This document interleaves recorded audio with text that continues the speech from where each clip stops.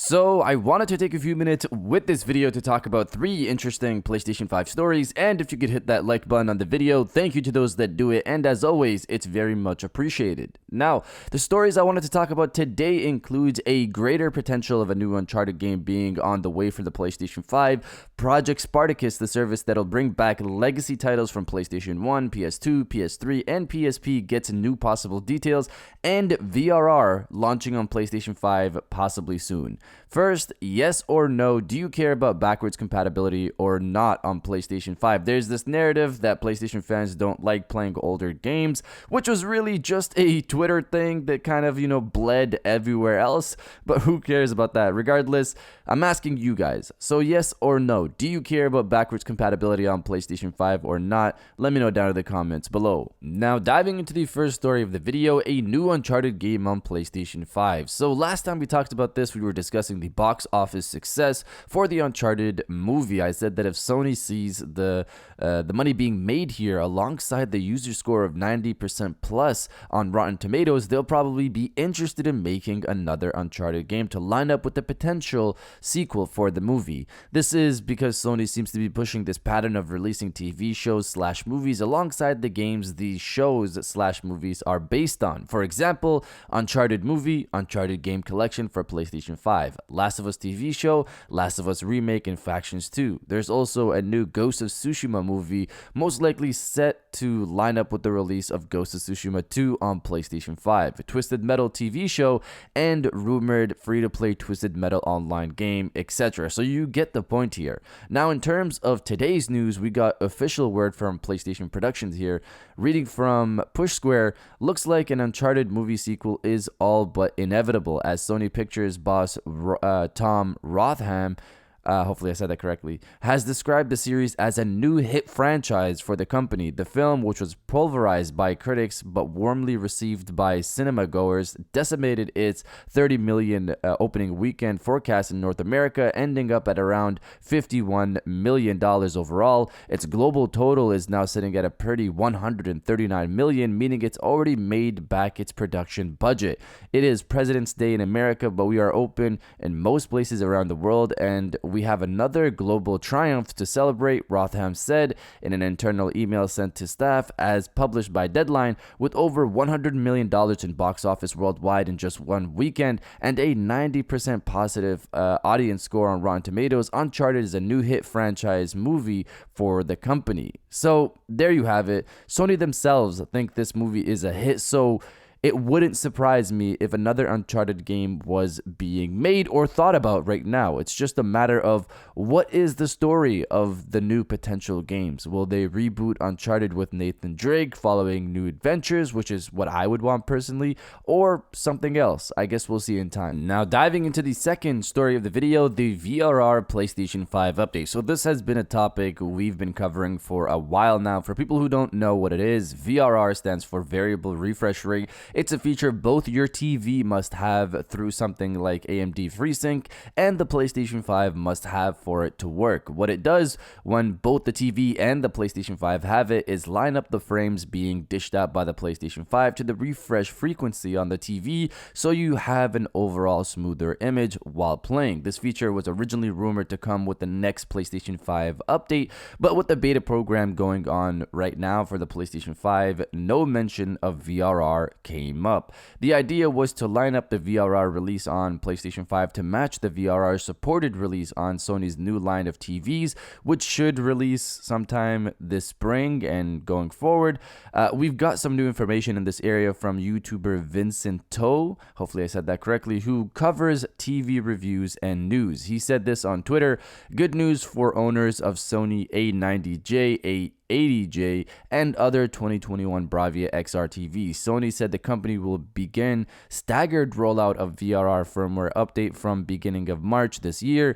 2022 Bravia XR TVs still on track to have VRR available at launch, despite what the website says." So Sony has VRR rolling out to some of their 2021 TVs come this March, and their 2022 TVs should have it at launch, which should be sometime this spring. The current PS5 beta program will probably run until March or April before it releases to the public. So will Sony stealth add VRR to the PlayStation 5 as a beta update? Because ALLM was added to the PlayStation 5 on the beta, but was not mentioned anywhere in the PlayStation blog article. I will say VRR is of course a much bigger feature than ALLM, but who knows? Sony could slip it as a beta update before the full March or April release of the current major firmware. The other possibility is Sony releases another small update for the PlayStation 5 after this big one to line up with the release of their 2022 line of TVs, if the release of the TVs doesn't line up with the end of this beta program, as in if the TVs release later, like in May and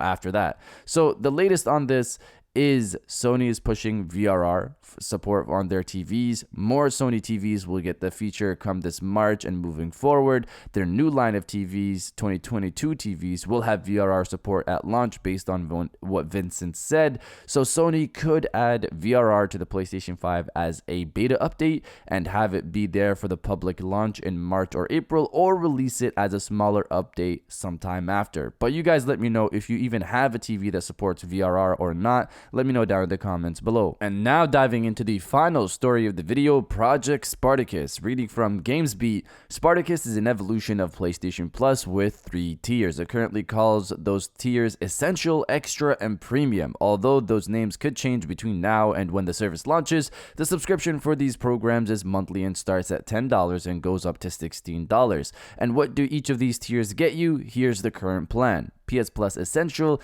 is the PS Plus that you already know. For $10 per month, you get monthly games that you can add to your library. This works a lot like it already works today.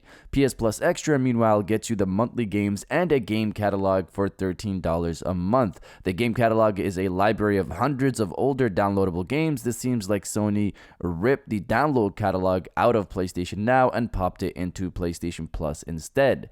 PS Plus Premium gets you all of the above and then everything else for $16 per month. That everything else includes PlayStation Now streaming capabilities. You also get a library of classic games as well as new Game Trials feature. Game Trials enables you to download and start playing the full versions of new PlayStation games. This likely has a time limit function, which is similar to how Game Trials works on the EA Play service from Electronic Arts. So to me, this is big. Extended Game Trials was talked about last year and could have been for newer third-party releases, but here it specifically mentions new PlayStation releases, which we guess could be the case. As an example, God of War Ragnarok releases and you get to try the full game for 6 hours. I think this is a great middle ground. Sony clearly doesn't want to put their full games, their full releases on a subscription service, and I'm not against that. I'll gladly pay their price because they of course release amazing titles that are worth the price. With this though, you can try out the games before buying them.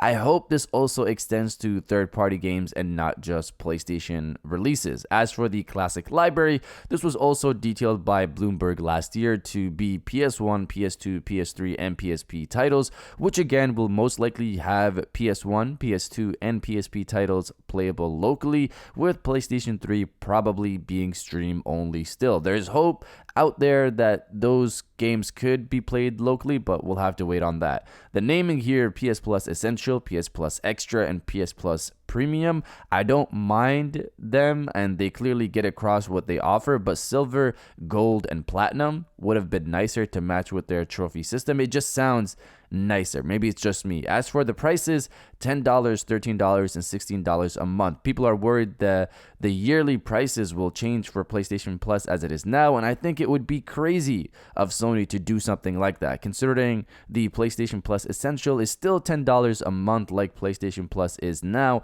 I don't see the yearly increase happening. It should still be $60, which could mean that PlayStation Plus Extra would be about $80 a year and Premium about $100 a year. So $59.99, $79.99, and $99.99. This part here is speculation by me.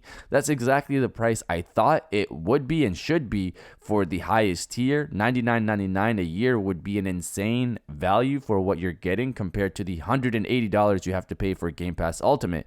Of course, let's wait and see. Sony might not allow yearly setups for the higher tiers, which would land plan the highest tier equivalent to Game Pass Ultimate, which I think is not the right move. They need to price it lower than what Game Pass Ultimate is because, of course, over there they have day one first-party releases.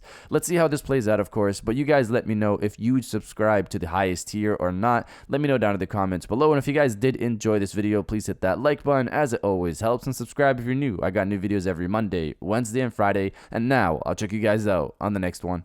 And welcome back to the after show. This is the part of the video where we have a little fun down in the comments below. If you're old, welcome back. If you're new, welcome. For today's thing, what I want you guys to do is to body, obliterate, destroy, and overall harass the comment section with "Give me the classics." Obviously, one of the biggest exciting parts of this new service is the potential to bring back all these classic titles. If you're excited for that, destroy the comment section with "Give me the classics," and I'll definitely heart those comments like I always do because I appreciate everybody who stays to the end of my videos. And now I'll check you guys out on the next one.